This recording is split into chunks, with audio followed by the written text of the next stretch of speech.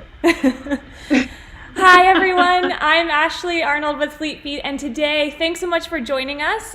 We are live with three special guests, all coincidentally from Boulder, Colorado, and we are talking about cross country. And while I know that many of you may not be experiencing a cross country season, or if that season is happening is kind of on the fence, we are going to talk about everything that makes cross country so special, that special sauce about the sport.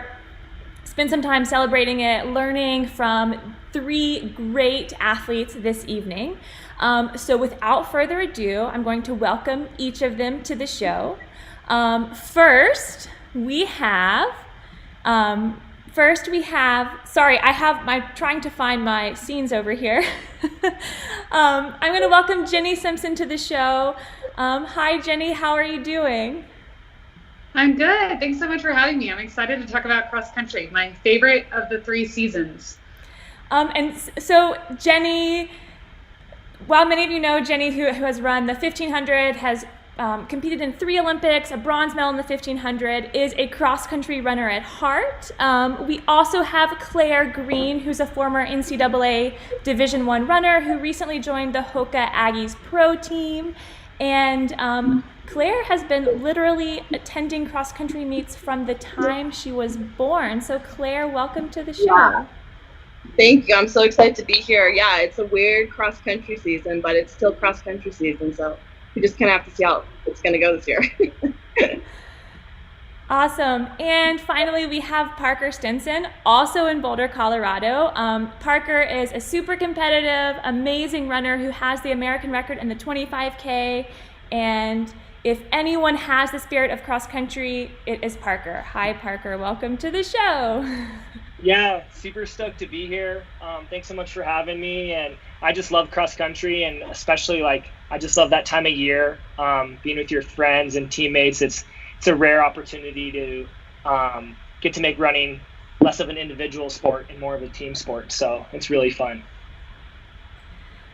Okay, so before we dive in and talk about cross country, I'm going to ask the question that I know you've answered a million times probably already.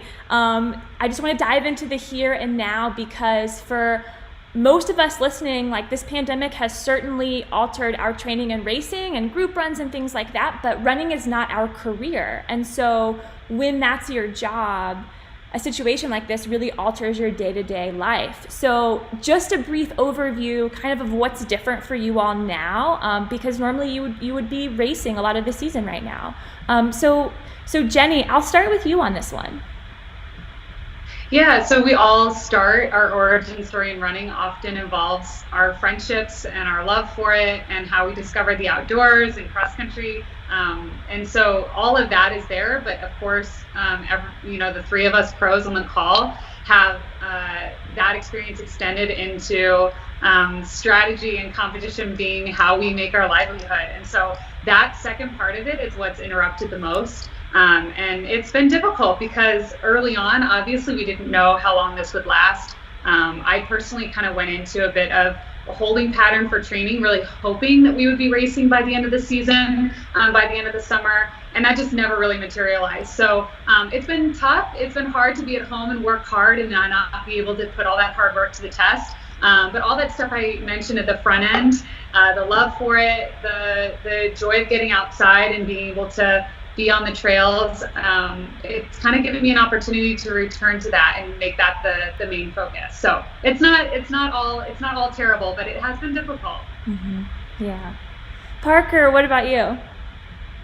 Yeah, I know it's really tough when you lose your job and your passion and everything at the same time. Like you say, Jenny said, it's like you're holding out and you're just hoping for the best. But I do think it's a really special moment in time to kind of realize that running can be a means in itself. Especially us as professional athletes, you get so caught up in I'm training and doing all these things to get to an end and accomplish a goal or make a team or win a medal, something like that. And I think it's a really cool time you're seeing it all over the country. There's a running boom right now of people who haven't even been into running are getting out there and doing that. And so just trying to get back to basics myself. And for me, what gets me really excited is big city marathons, and those are really in jeopardy right now, and not really sure like what those are going to look like. And so for me, I'm just kind of taking things slow, just trying to stay healthy and do things the right way for big picture for me. And so just going for easy runs and trying to get some momentum going again. Mm-hmm. Yeah. And Claire, what about you? Yeah, it's been really interesting. So I graduated in December of 2018 and then got injured 12 days after graduating. And that was actually my first career injury ever. So that was a really kind of surreal time for me, because all of a sudden I graduated and I didn't have access to the same sort of medical support as I had in the past. So this year coming around 2020, I was so excited to have a track season because I missed all of the 2019 season, and lo and behold, no one's having a track season. So for me, it was a bummer, as it was for everybody at the beginning for sure. But one of the things I struggle with most is keeping the same focus on my easy days as I do on my intense days. And what I tried to do this season was mimic as much as possible what my training would look like in the average track season. Obviously, volumes are a little bit lower, intensity is a little bit different, but since I missed out before, it really forced me to kind of go back to the basics and relearn why I love the sport to begin with, kind of fall back in love with the motion of running, which is something that I have to work really hard to do. I love working out. I have to like mentally game up a little bit more for those easy days. So I think it's been a perfect opportunity for me to grow mentally. And I think that's going to pay in dividends when this next season rolls around. So it's been more of a mental battle, I would say, than a physical one. But I think it's gonna pay off in the end. We'll just kind of have to wait and see. What you said, Claire, really makes me think about the next question that I had on here, which is thinking about like when you're used to competing a lot, and that's like the bulk of what you're doing this time of year, when that's not happening and you're having to approach training or like your life in different ways and finding other things that you love to do. Like Jenny, I know you mentioned getting back to the trails and things like that. Are there other things that you all have really discovered throughout this time that you're really finding you enjoy, that you don't normally get to do because you're racing so much? Whoever wants to go. Yeah, go Park. I've been doing scrambling, which is like when you climb, you like rock climb sort of, but you do it without ropes. Free soloing, I guess, but I'm not very good, obviously. So I've been doing that. Living in Boulder, Colorado gives you such an opportunity to find other things to do. It's been incredible. I've gone camping with friends, went whitewater rafting. I'm just like this huge like adrenaline junkie now. With the, I think running helped me cope and gave me a lot of excitement.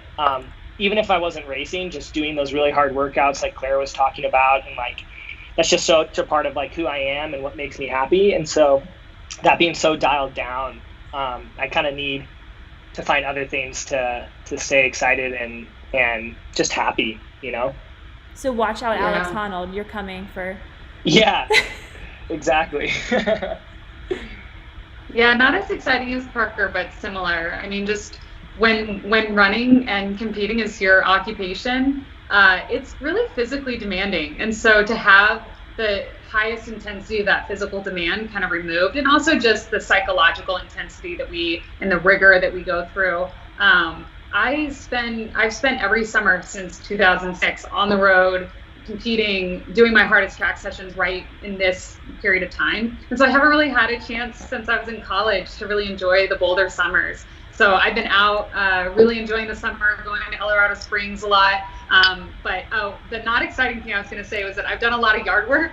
And I feel like I keep bringing that up in conversation because it's so exciting to me because I'm never here and I never have any energy to do it. And so our yard looks better than it's ever looked. I actually have flowers blooming. It looks like someone lives here. So that's been a real exciting thing for me, just like everyone else, finding all those things that you always say, oh, if I had time, I would do it. Or, oh, if I didn't have these hard track sessions and I had the energy to do it. I don't have that excuse right now, so I'm trying to take advantage of it. Mm-hmm.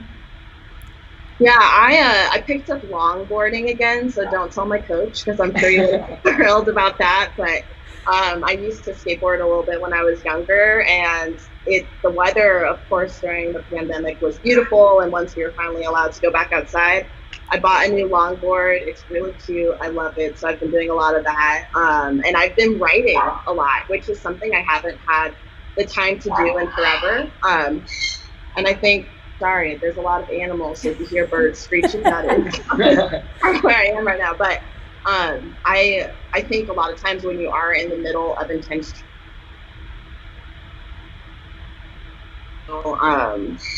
you don't get to pursue the other kind of intellectual passions that you have.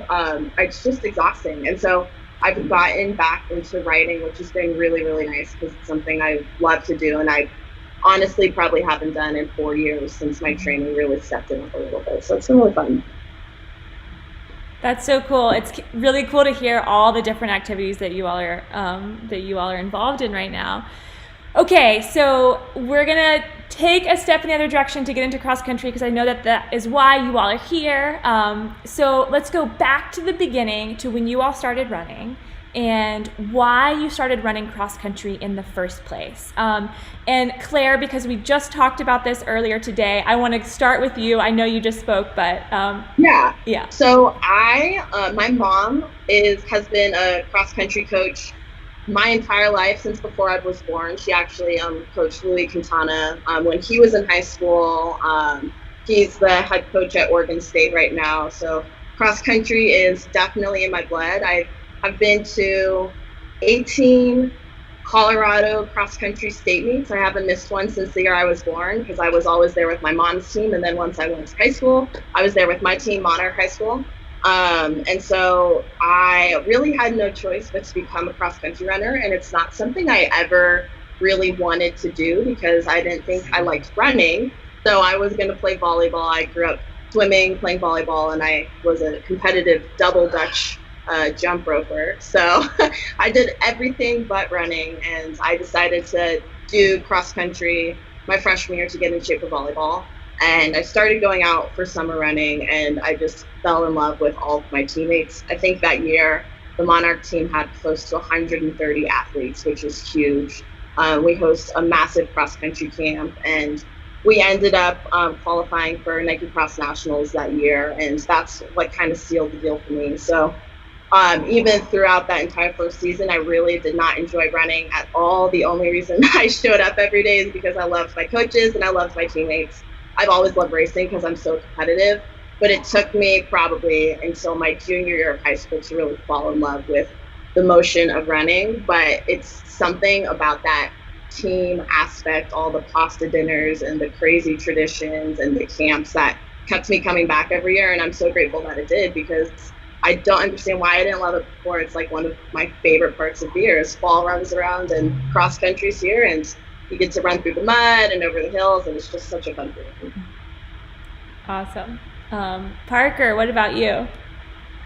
Yeah, I started, my story might be similar.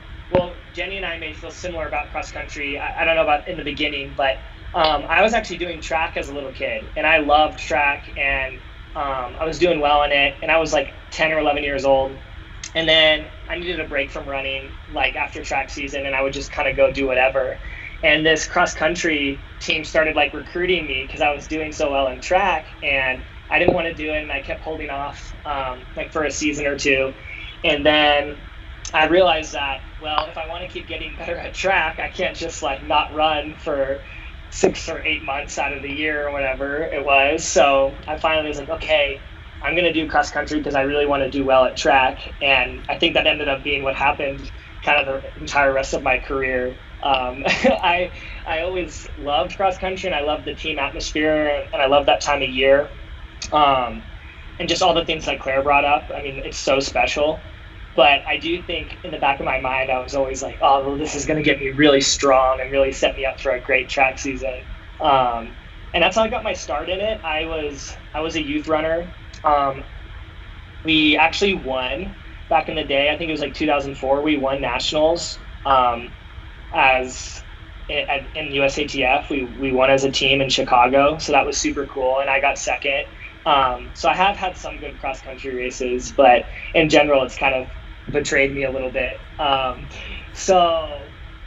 fast forward, I went to high school, and I had a team that made Nike Cross Nationals 2 years in a row too. And like, I love the transformation of cross country, because it starts, especially in Texas, it's hotter than hell outside, and it's in the middle of summer, and you're meeting for trying to make NXN, and there's a huge group of people, and slowly but surely the weather starts to change. People start to get more fit. State comes around, and then you get a shot to make NXN, and then you get to go to the Portland, which was like that. Those courses, we had never raced on courses anything like that when we went to NXN.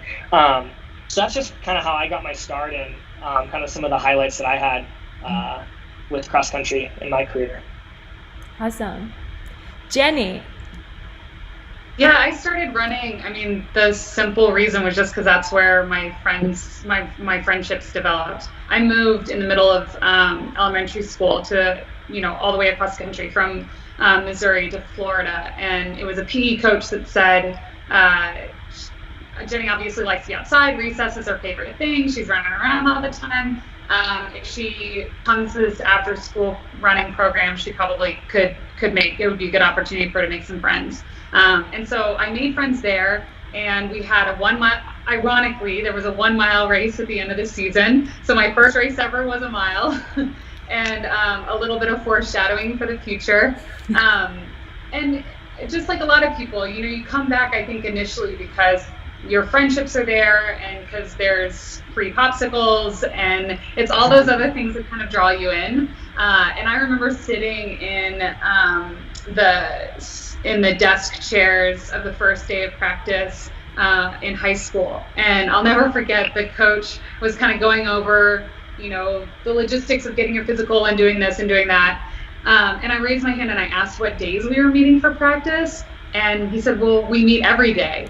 And I remember like my jaw hitting the floor, thinking, I don't know if I want to run every day. So it's truly like not actually the love of running, because you don't start your very first day in the best shape of your life. And so I think I love what Parker said. I've never heard that before put quite that way, about the transformation of the season and the progression of your fitness kind of moving in a direction together.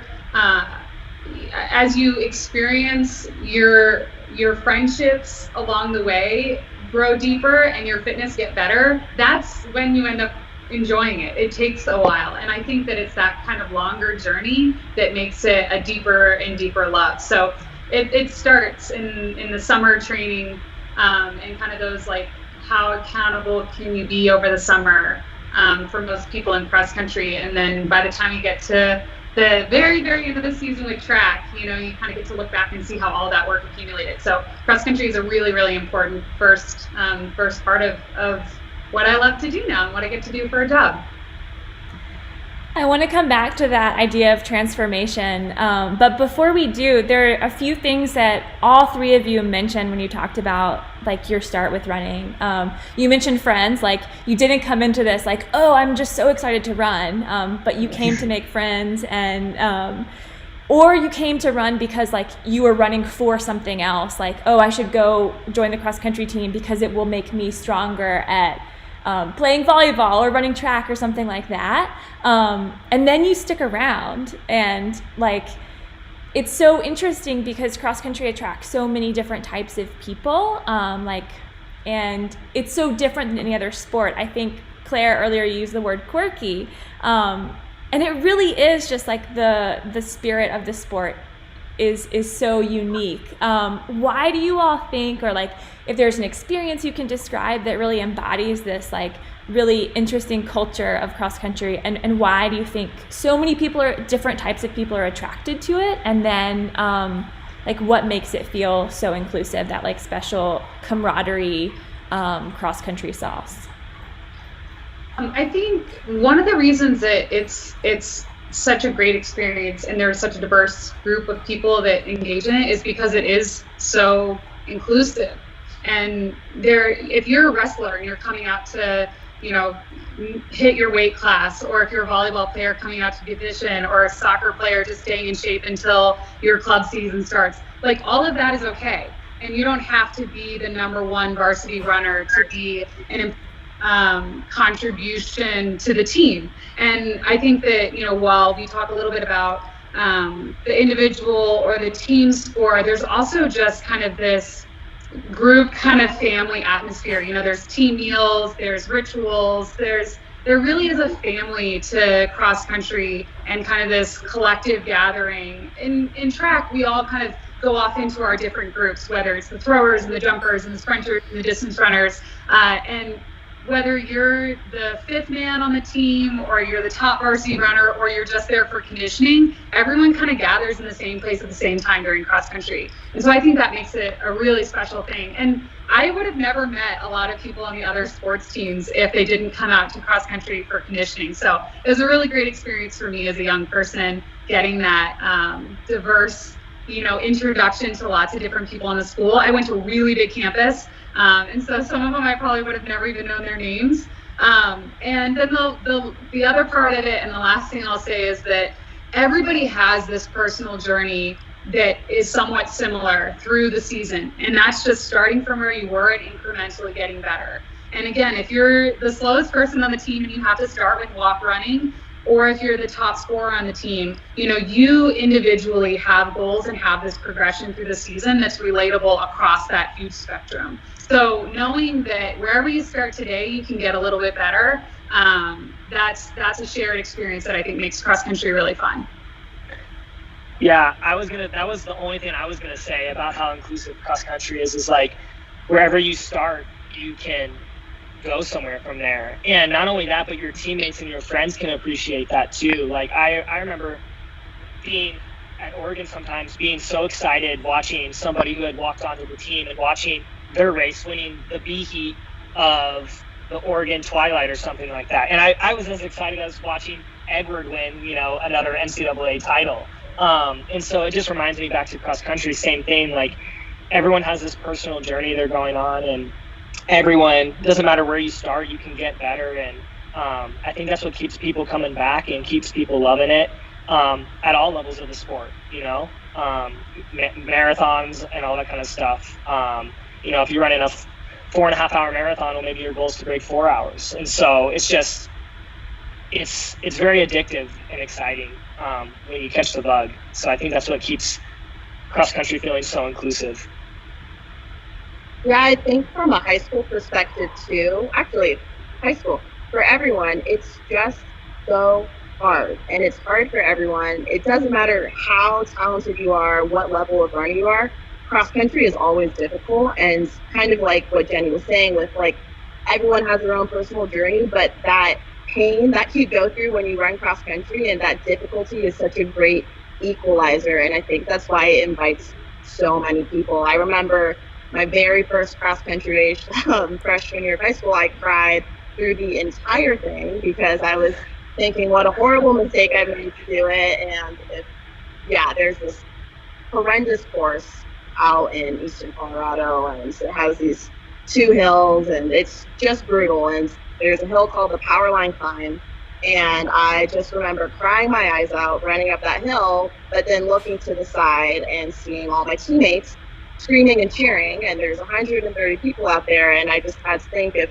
all these people keep coming back, there must be something in it that I really love. And I think it's that challenge. You have to be a little bit crazy to show up and willingly go through that pain week after week after week. And I think that's why you get such a interesting selection of people on a team, and it breaks down all these different barriers. And it never gets easier. you get better at it. It will never get easier, but you can always pursue something new. And I think a lot of people relate to that. So yeah, it's just such a unique experience going out and being a part of the cross country team. And even when you have the worst race in the world, there's still that sense of accomplishment, because what we're doing is not easy in any way, shape, or form. It's really difficult. So you can always kind of walk away with that sense of pride, knowing, like, you know what, it might not have been my day, but I still did something really incredible. Now, for a lot of runners who may not have that race experience this year, a lot of these principles of cross country, we can call them, still apply, like the friendships that you're building, just the specialness of the sport. And when we talk about, like, it's hard, all those challenges, like every course is different in a cross country race. How can we take, like, all of those things and apply them to just running through the fall? Like, what sort of advice would each of you give to, like, have a cross country season without having a cross country season? That's a difficult question, but. Yeah, I would say it reminds me of when I was a little kid. It's just like, there will be races again, and there will be another cross country season again at some point, and track will be here faster than you know it. And so the last thing you want to do is skip out. If you're healthy and you have the opportunity to hang out with your friends and work hard, and you can still do all those things. We're seeing a lot of professionals doing inter-squad time trials now. You could even do relays of some sort with your team and make it fun. I think there's a lot that you can still do. And I think, if you don't do it, there's not much else to pass the time. So I think you should definitely probably do it. But I also think it'll be really worth your while when these races do start happening again. I think you're going to be blown away with your fitness and all the hard work that you put in. Yeah, I think. Oh, go for it. Sorry. Yeah. I think the other thing to kind of focus on is, if you're a sophomore or a junior or a senior, think back about your favorite moments from the previous seasons. And I'm going to bet you that most of them don't have to do with specific races. So try and think about the things in the past seasons that made you want to come back. And I remember in high school, on our easy days, we would do adventure runs, and we have trails all over Boulder, and sometimes we would just run off the side of one and find the biggest hill we could and hammer up to the top and come back down. And it was just so fun. You're just running because it's fun. And really, when I look back on it, those are my favorite moments of every cross country season. So because you're not racing, I can guarantee there's going to be a time when you don't want to put that work in. So try and get back to the root of why you run, which is just that joy that you get from the movement. And even without races, you can still kind of recreate that with your teammates and with your friends. And virtual pasta dinners. I don't have to say anything else. Keep having virtual pasta dinners, keep that social distance, but we all love that. So carbo load, pasta, from fun. Yeah, I think this is a really good time to practice and being a little bit grown up and setting your own goals and chasing those goals. When you're in high school or middle school, a lot of times your coaches really help you with that process, or the season itself kind of prescribes those goals for you and kind of creates an arc of a season that we all are kind of familiar with. And this is a really good time for you to, a lot of us are going to have different access to training partners or our ability to gather depending on where you are in the country. Your access to resources. If you're, living in an apartment in Manhattan, it's going to be very different from having access to trails in Boulder, Colorado. So wherever you are, the constraints that you have can be an opportunity for you to look around you and say, how in my environment can I get better? And write those things down and start putting together a set of goals for yourself. Or for how you want to be a better person to contribute to your team when you guys are back together.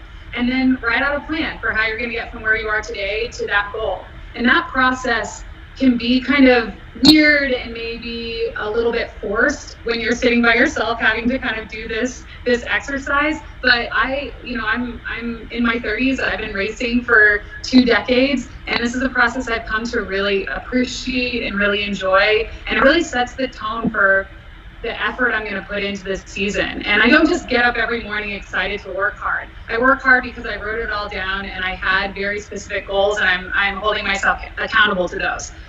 So this is a really great time in your life to practice what that looks like and how to create that plan by yourself. I love that. And that makes me think about this idea of transformation again, going back to that, what Parker said earlier. And I know, like you're referring to the seasons too, and in addition to your fitness. But I'd love to talk about that a little bit more. First, what it's like, just if you can expand on that, Parker, like this idea of that change in season and how that feels with the cross country season, and then just like applying that idea of transformation to your own personal goals. Like you can get there just like without having these races, laying out a plan, like you say, Jenny, and how this is such an excellent time to like see that transformation happen along with the seasons, if that makes sense.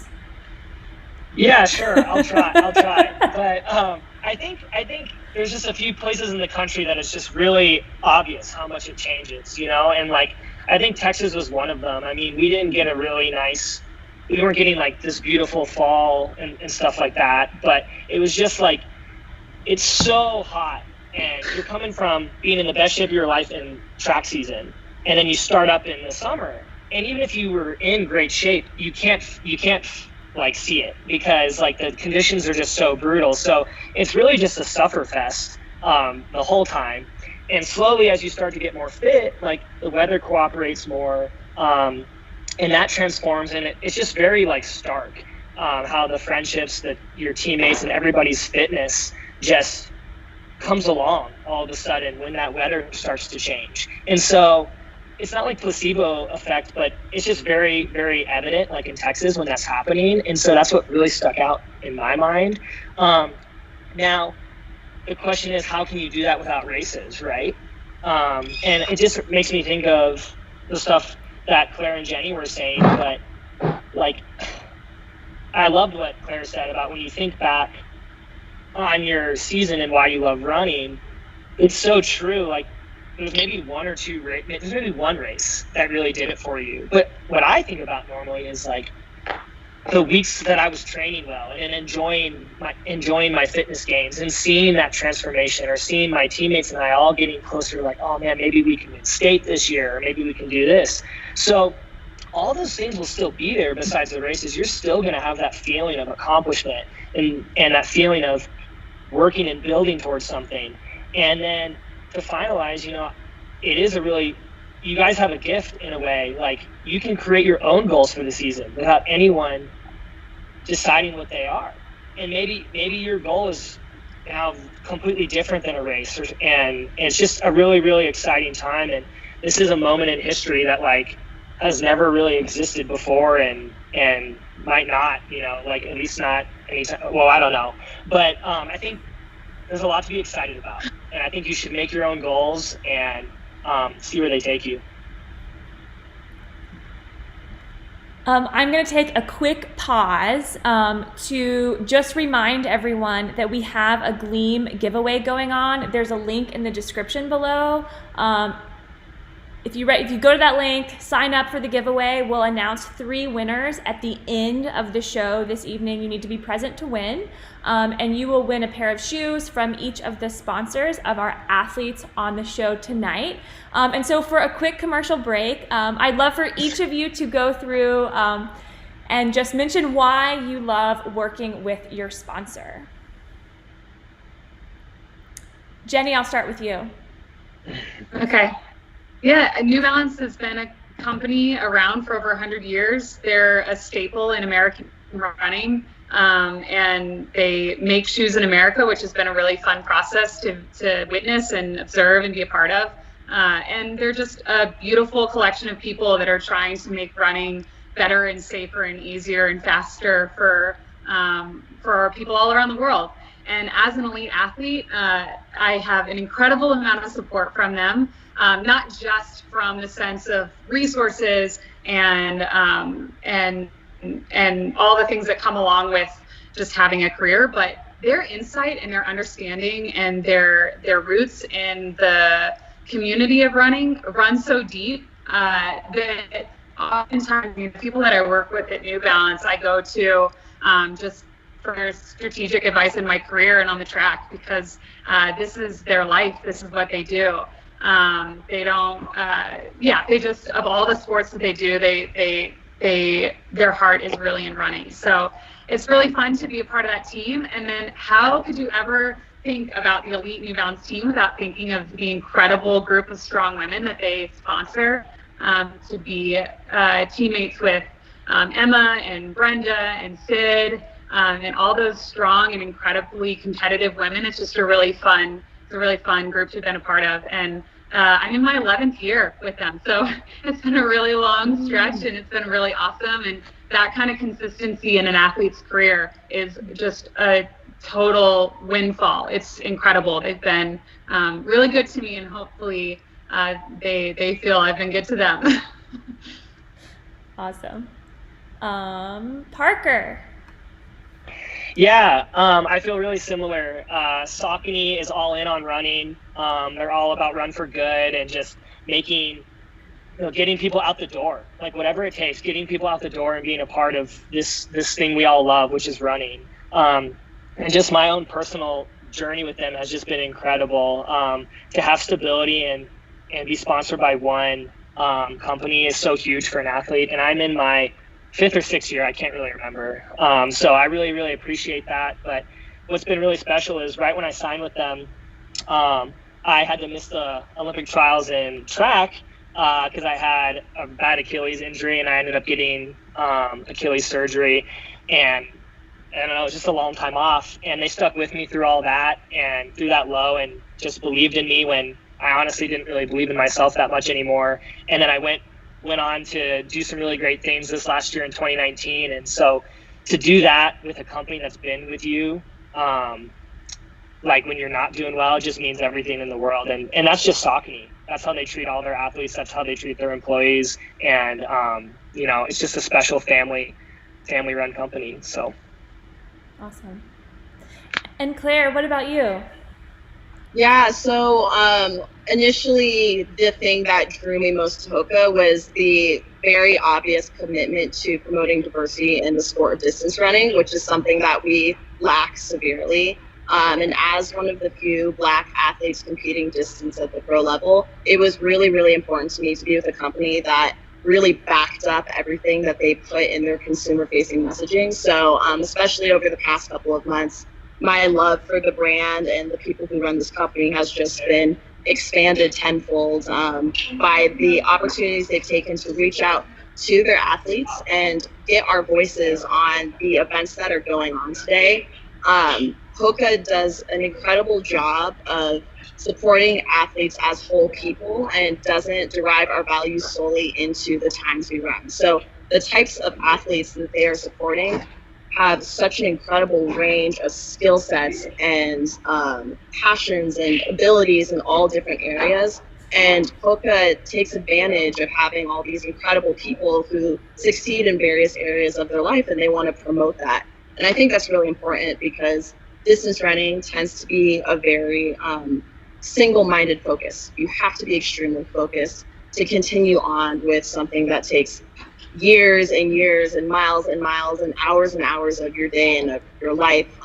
And I love being a part of a company that sees the value in that work we're doing, but also sees the value in the other things we choose to pursue.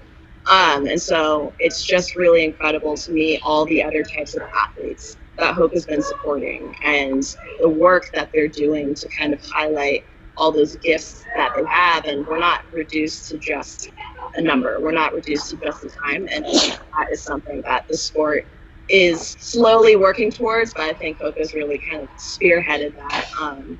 Yeah, and who doesn't love those giant shoes? They just look so fun. Everyone almost knows what you're running in, so I love that too. Awesome. And now, you all, we have some questions from Instagram and from some YouTube viewers, so I want to go into a few of those, and I'll just ask the question, and whoever wants to answer, go ahead. So the first one is, what is your race strategy? And let's gear this towards a 5K or a typical cross-country distance. No one speak too fast. For me, for a 5K, 5Ks are long enough that they can play out a million different ways. So you really need to have a mental strategy first. And I always try to break the race up in either 2 or 3 parts. So if it's a slow race, I break it up into 2 parts. It's the first 6 or 7 laps, kind of see how people are moving. And, once you hit 4 or 5 laps to go, that's when the speed starts to kick in. You have to pay a little bit more attention to the moves that people are making. The reason I do that is I came from an 800-meter background. And so until my junior year of college, I did not have to focus for more than about 2 minutes at a time. And to go from 2 minutes to 15 minutes was a massive jump for me. So what I found is that when I broke the race down into 2 or 3 parts, I was able to kind of shift my mindset with what my body needed to do. So I don't have one specific strategy that I go with every single race, but all I know is that I'm going to have 2 main parts or 3 main parts. So kind of that build in, settling in, or if it's a really fast race, that kind of like, oh crap moment, here we go. Give myself a little time to settle into that and then adjust into the next phase and then adjust into that 5K. And if we're thinking about a 5K for cross country, or a race where maybe there's uncertainty about the terrain ahead, maybe there are hills, maybe there's mud, any advice for that? I think previewing courses is really important, and it's fun to get out with your team and do the shakeout the day before if you can. If it's a local course, being able to go over there and kind of sometimes you can do a practice or 2 on them, especially if it's your home course. That's really fun to do practice there. But cross country for me was the most fun because it is like woman to woman combat instead of track where you have this really big strategy that's dialed in before you go to the start line. Cross country to me was so much more about, there was going to be some story play out that I would have to kind of find out as I go and run it. So previewing the course is a big part of it. How are you personally going to take on the hills, the mud, or something like that? And your strategy is going to be different from somebody else's. And there's going to be probably half the field that doesn't have a plan. And so you're going to get to discover whatever they do right there in the moment. And so watching cross country play out, it's also because some people have a plan, some people don't. Some people know how to tackle the course, some people haven't seen it yet. Because of the nature of that, it always comes down to the end. You don't know who's going to have a really strong kick until the end, because you're measuring out your effort over 3 miles or 5K in cross country on a course you don't know is so much more of a challenge and so much more revealing than it is in track. And so it's exciting. I love getting down to the last mile and then thinking like, okay, now everyone's going to find out how well they managed the first 2 miles. And so that was a really fun part for me on days that I felt well, and then torture on the days that you mismanaged the first 2, but that's part of the fun of it. Cool. And then what would be your favorite cross-country focused workout? And I'd love for each of you to answer this question. I would just say like a tempo. We had a home course, like Jenny was talking about. We had an awesome home course that we worked out on all the time, and just having your best tempo ever, like during cross country, was so huge. And it was funny, it was like not even measured right, it was just like I knew what the random time was to that like tree stump on the 3rd loop of the course or something. So just so pure, and like no GPS watch. Like I think half the time our coach would time it and not even let us have watches. So my favorite workout is just on a cross country course, having the best tempo you've ever had. And just feeling like, okay, like I'm as strong as I need to be, and excited for whatever the race is going to bring. Mm-hmm. My favorite workout, I don't really have a name for it, but my college coach, James Lee, he would take us out to the hill in the middle of the desert. I mean, really middle of the desert. It's like a sandy hill. There's cacti everywhere. And he would put us into groups of 4 to 5. So I'm a big fan of cross-country workouts that simulate team strategy because for an athlete like myself, where track is definitely my forte, I rely so heavily on having a team when I go into races. And essentially, for every interval, one person gets to lead, and you get to choose an interval between either 30 seconds or 90 seconds, but you don't tell anybody in your group what interval you're choosing, and then you just go. And your goal is to keep up with the leader as long as you can, and you have no idea if you're going to be running for 30 seconds or 90 seconds. And then you have recovery for about a minute down the hill. So there's a lot of strategy that goes into that. If everyone's choosing 30 seconds, you're going to have to do 10, 11, 12 repeats to make it to the top of the hill. If everyone's doing 90 seconds, you're going to kind of slow down. So it's a really, really great simulation of the quick moves that you're going to have to make in cross country and kind of teach your body how to respond to those changes. It's really hard, but it's so fun. I love that one. That's awesome. I think one of my favorites is, and this is just because it's pure cross country, it's very, very adaptable, and it totally resonates with me what Parker said about kind of taking the watch out of it, taking the distance and the GPS out of it. Go to any park or any cross country course and designate one single loop, whether it's like, okay, I'm going to start in this spot where I'm leaving my spike back, I'm going to go around that tree, I'm going to go around, a lake or whatever. And it doesn't matter the distance of the loop.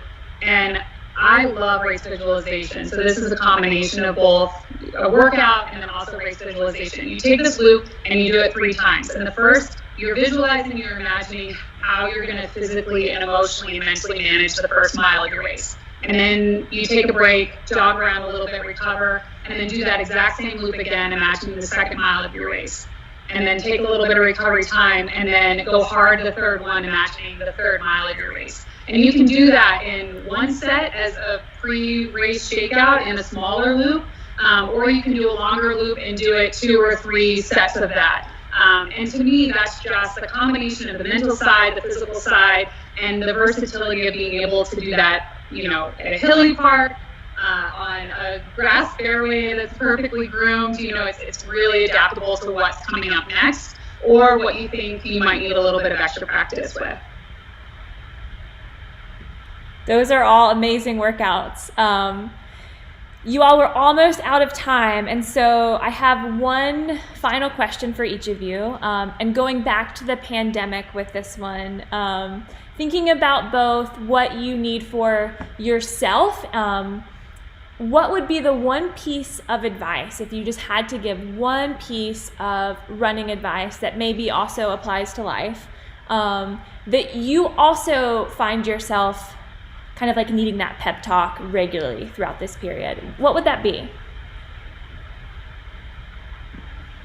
My one advice would be adopt a dog. I adopted a puppy.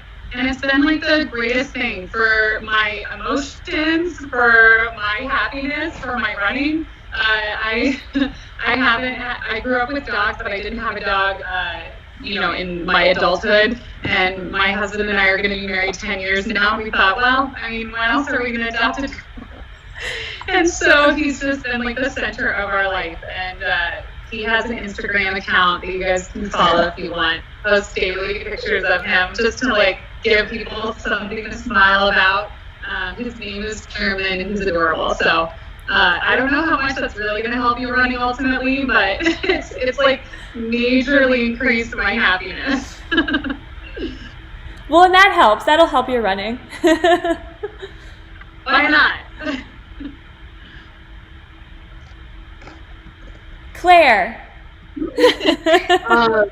So I think when you're in high school, it's so difficult to not compare yourself to everyone around you, and a disadvantage that everyone in high school has now that none of us dealt with is social media, and especially how prevalent the posting of workouts and times and goals and yada, yada, yada on Instagram and Twitter That was a parent, so sorry. That's what that parent had to say about that.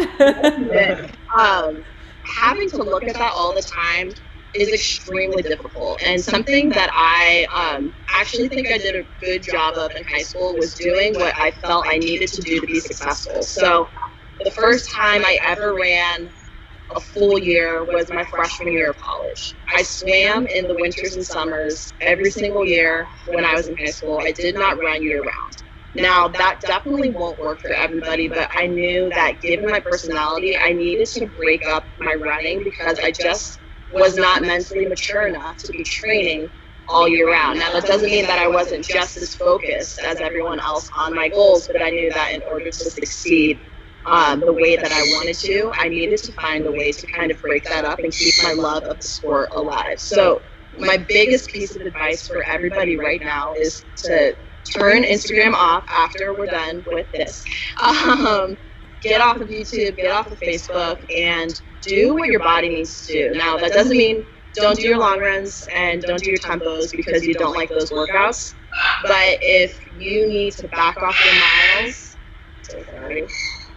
those miles, really, really be conscientious of what you need to do to make yourself succeed and stop comparing yourself to everybody else. What works for you is not necessarily going to work for somebody else, and vice versa. I think the parrot's agreeing with you. That's what all that is. Parker, what about you? Yeah, I love those pieces of advice. I think I might take up some of them for myself as well. But I think I was so, like, in high school, I was so competitive and so, like, driven to check boxes and wanting to do all these things. And so this would be so hard for me right now to know, like, my team wouldn't have a cross-country season and I wouldn't have a cross-country season. And I would even feel like, man, if I was, like, a junior or something, I'd be like, oh, my gosh, like, I really needed this season to help get a scholarship to college and things like that. So my advice would just be to just, like, as cliche as it sounds, like, just keep running, like, whatever that means for you. And maybe, like what Claire said, maybe you need to back things off a little bit for a while, or you need to change it up, but just keep getting out the door. Like, it's going to be so good for you, and you're going to really, once you get the motivation, because you might not be motivated now, but once you get the motivation to go accomplish those goals you want to accomplish, you're going to be like, oh man, why did I take a month off from running and not do anything? So you can dial it back, but just keep getting out the door. And you're going to find a new goal, and you're going to find something that gets you really excited. And when you do, you're going to wish that you had, kept doing some things, some of the fundamental things. So that's what I would need to hear right now if I was in high school, for sure, because I would be pretty upset. Awesome. Amazing pieces of advice. I'm definitely going to take some of those myself. So it's time to draw our 3 winners. Yeah, here we go. All right. What's the pup's name? Oh, I brought Truman to say hi. Oh, perfect. Truman. I dropped all the good pieces of advice, but here's Truman. He said, like Parker said. And if you're going to get on social media, Claire, you can just go to Truman's account because it's only happy puppies. That is the perfect solution. That's all I'm going to look at from now on. Okay, sorry. You don't play the winners. Well, that's a perfect segue. Okay, so our 3 winners. Nicole Collin. And I'm so sorry if I have mispronounced your names. It is very possible. Nicole Collin. Marin Sweezy or Swezy. And Pearson Ezel. Woo! Congrats, you 3. And actually, I lied, you all. I have one more thing before we go. Thank you so much for spending this hour with us and sharing your stories and your advice, your wisdom. We've really enjoyed having you. So before we go, if there's anything else you want to share with viewers, things that you're doing, anything that viewers should follow or pay attention. I know Truman is our #1 takeaway, the Instagram account that we should start following. But anything else? Jenny, I'll start with you. Yeah, at the Harry Truman Show is Truman, and the whole reason we started up his account was just to give people, exactly like Claire was saying, just an escape from the comparison and the. I mean, I fall victim to it all the time too. You know, you get worried, and it's not even the comparison of the competitive side, but also the vanity of it. And so, yeah, so Truman is a nice escape for that. What else? I mean, there's not really a lot to talk about racing wise, but just tuning into stuff like this. I mean, it's as motivating and encouraging to us as it is to all of you. And remember that you can't love it every day. And like Parker said, just stick with it, because the days that you do love it, it's so worth it to put the work in. And yeah, whatever you're struggling with, there's a community of people that are there for you and struggling probably in a similar way. So just keep at it. Thanks so much for having me. This is a lot of fun. Thank you, Jenny. Parker?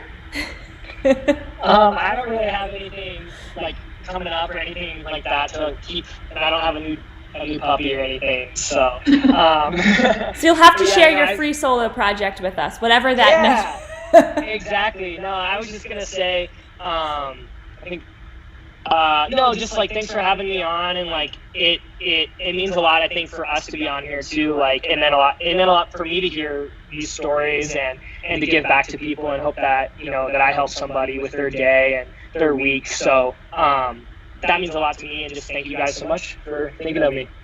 Thank you so much. And Claire, we'll end it with you. Yeah. So one thing that I've been doing the past couple months is I've been writing for a company called Run Girl. So that's at RUNGRL, and we are a platform of women of color that are trying to elevate the voices of Black people and people of color in the running community. I did not have any role models that looked like me when I was in high school until my senior year. And I think that is such a hard thing to capture when you have all these examples that look like you. And for any other athletes out there who feel like distance running is not for them, I highly, highly encourage you to check us out. We're putting all sorts of different material out there. I'm part of something called The Relay, which is a panel of various experts. Muriel Hall's a part of it.